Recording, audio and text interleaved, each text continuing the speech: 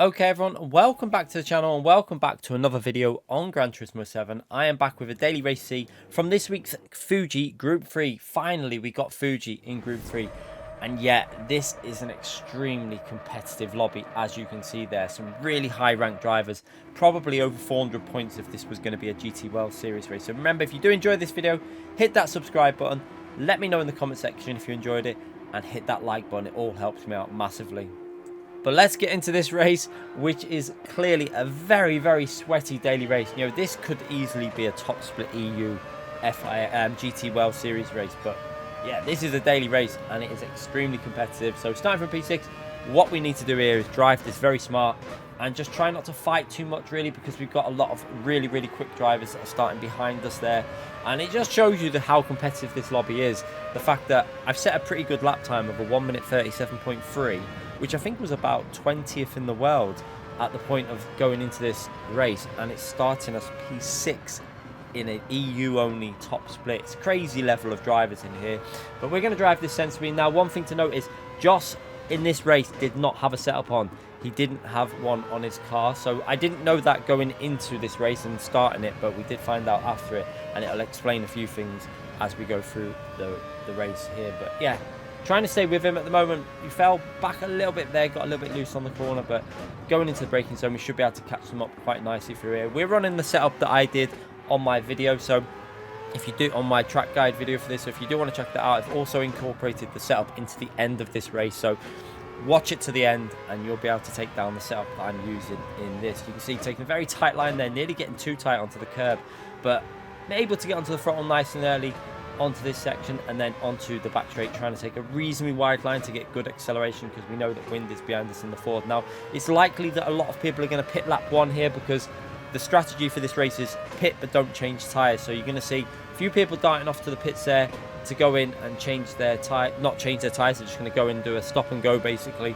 But that is the rules of this race. You have to make a pit stop. If you don't, you're going to get a 1 minute penalty, and it's not compulsory to change tyres. So I had a little look up the inside there, but I decided probably better to work with Joss. Joss is a World Tour driver, a very quick driver, and it's probably not the best idea to be fighting at this stage in this type of lobby. Now, little did I know that he didn't have a setup on, so his car was going to be a little bit slow. Now, I know this because I accidentally didn't get my setup on in a race, and when we were doing it, the lap times were about 3/10 to half seconds slower, depending on slipstream and stuff like that, and it was just definitely not as consistent. Getting on the throttle was a lot harder without the setup, and it was a lot sketchier coming out of corner exits. With the setup that I'm running, the car felt super smooth. I could put the throttle down, and it just felt a much better car overall for consistency. So yeah, do give it a try, and let me know obviously in the comment section if it's helped you out, if it, if you find it better. Some people will find it better, some people might not find it better, depending on your control method and your driving style. Remember, setups are very much based on driving style as well. Not everyone's going to like the same setups. But we can see here on lap 2, we're right up behind Joss now, and we're just trying to stay with him. And like I said, at this point, I wasn't aware that he didn't have a setup on that car, so we're just trying to keep it nice and smooth. You can see by the characteristics of his car going into some of the corners how it's stepping out, and it just doesn't look as stable as my car, especially getting onto the throttle on the mid corner apex, and it's kind of unsettling for us as well, because we're obviously behind him and we're having to be a bit cautious because it doesn't look as confident as what I feel in this car.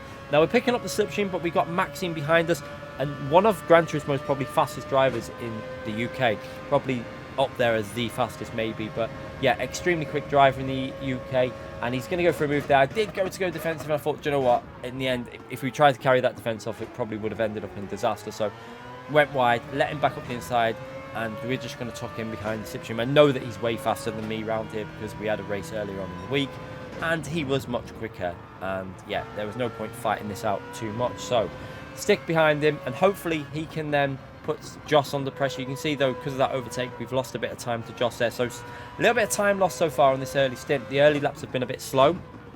Like I say, Joss was obviously struggling a little bit, and we can tell that because we were doing 38.2s, 38.3s when we're in clean air on our own. So we're gradually dropping back a little bit here, and we know that some cars have pitted early, so we're going to be on the threat from getting undercut from quite a few cars. But Maxime hopefully will drag us forward a little bit here, and hopefully he'll get past Joss, and then Joss can sit in the slipstream to Maxime, which will help his pace out, because it's very hard to overtake on that straight when you've got two of the same cars, especially with the Mazda. It just doesn't seem to get enough out of it on the end of the straight. You have to be really close to that slipstream zone to get moved on. But Maxime there, absolutely flying in the Genesis. Now the Genesis, very strong car in the early part of the race, but it is going to be a little bit slower towards the last few laps because you're not going to change tyres, obviously, and that car will wear out the front tyres a little bit more than the Mazda does. But you can really see the advantage of that Genesis out of that final corner. Just the extreme acceleration that it gets coming out of the corner is insane. That car is just unbelievably quick out there, and it gives it the chance to go for overtakes. Now the wind direction was actually helping the Genesis in this week's daily race C because of the rear wind. It was enabling it to get into that sixth gear and actually carry on acceleration. Normally it struggles a little bit in sixth, but with that wind it was massively helping it out. You can see they've managed to go side by side through turn one, and now Maxime's going to try and hold the inside line now into this fast left hand corner, which is going to lose them both a little bit of time.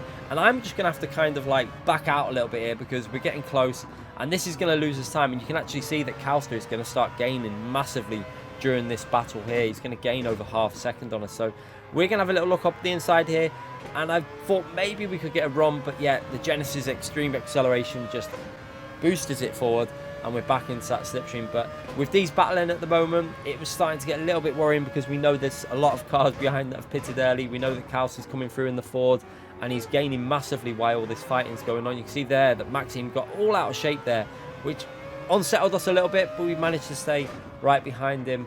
And you can see there, Calster gained another 3 tenths just from that chicane alone. So he is getting a lot closer during this battle that's going on for P3 and P4. But Joss there at the moment, keeping it nice and smooth considering he's on the default setup. But you can see the difference when he gets on the throttle here. I don't think he really felt as confident getting on the throttle. You can see a little bit of movement from the Mazda up in P3. And Maxime now is probably going to get the run and possibly going to be able to go for a move a lot easier this time because he looks a lot further ahead. You can see that we've dropped back a little bit because of the acceleration of that Genesis. Not much we can do about that. That's just pure initial acceleration that we can't keep up with. But he's going to go for that move now into turn one. We're going to try and take a normal line through here and see if we can tuck right up into the slipstream of Joss there in P4. So Joss is going to try and go back around the outside possibly, but not got the grunt and acceleration to take on the Genesis at that corner. And we're coming up to the start of lap 5 now. We're obviously on the start of lap 5, so the tyres will start to fade a little bit on that Genesis, but it should still be quick enough to pull away considering that he's got the setup on and Joss has not got any setup on that Mazda in front of us. But you can see there, Calster now around 2.2 seconds behind, and hopefully we can keep him out of the slipstream because we know that he's super quick in that forward round here. He's gaining so quick considering Calster's on the controller as well, doing an extremely good job with that Ford. So now it's just a case of, can Joss stay in the slipstream to Maxime there in P3? Hopefully he can, so then that will drag us forward as well and hopefully start picking up a bit of lap time, because at the moment we've been a little bit off pace in these early laps of this daily race C. You can see the lead is actually pulling away a little bit there, but you can see Maxime now is definitely pushing and is starting to push away from Joss there. So Maxime got some really good pace in that Genesis, as again Joss runs a little bit wide there, and now we're going to try and take a little bit of a tighter line here. Something you can do if you take a tighter line into that corner enables you to pick up that slipstream a little bit earlier. Now you might lose a little bit of acceleration, but if you get into the slipstream a little bit more, you then start getting dragged forward on the straight. So yeah, will we think about going for a move in this race? At this point I was a little bit dubious, because if we start battling, Calster's not in that slipstream at the moment, and if I start battling too much, we're going to end up losing time. You can see there, fastest lap on lap 5 shows you that obviously them early laps were not the best at all. We should have been going a lot quicker. Probably lost about 1.5, maybe 2 seconds, probably more like 1.5 I think in them early 4 or 5 laps. And now again, faster first sector there. So again, we're starting to push, starting to find a bit of pace. Joss is obviously starting to lose that slipstream to the Genesis though, so that's not going to be good for us because we're starting to hold Calster at a pretty steady rate now. But Joss has a massive moment in the middle of the corner. Again, you can see the difference between setup versus no setup. His car is just so much like looser and sketchier. It just doesn't seem to have that stability that we've got in the Mazda with my setup on. So yeah, it definitely shows you the advantages of running a setup. The overall pace is probably only 3 tenths to 4 tenths, maybe half a second quicker, but if you're more consistently fast as well, you're more likely to make less mistakes with the setups on. So yeah, these setup options are helping 100% with our race pace. as we're getting very, very close through here. Again, close enough to go for a move possibly, but we don't want to just send one and lose time and then give cars behind the ability to catch up. And obviously with cars pitting, you have to try and play this smart.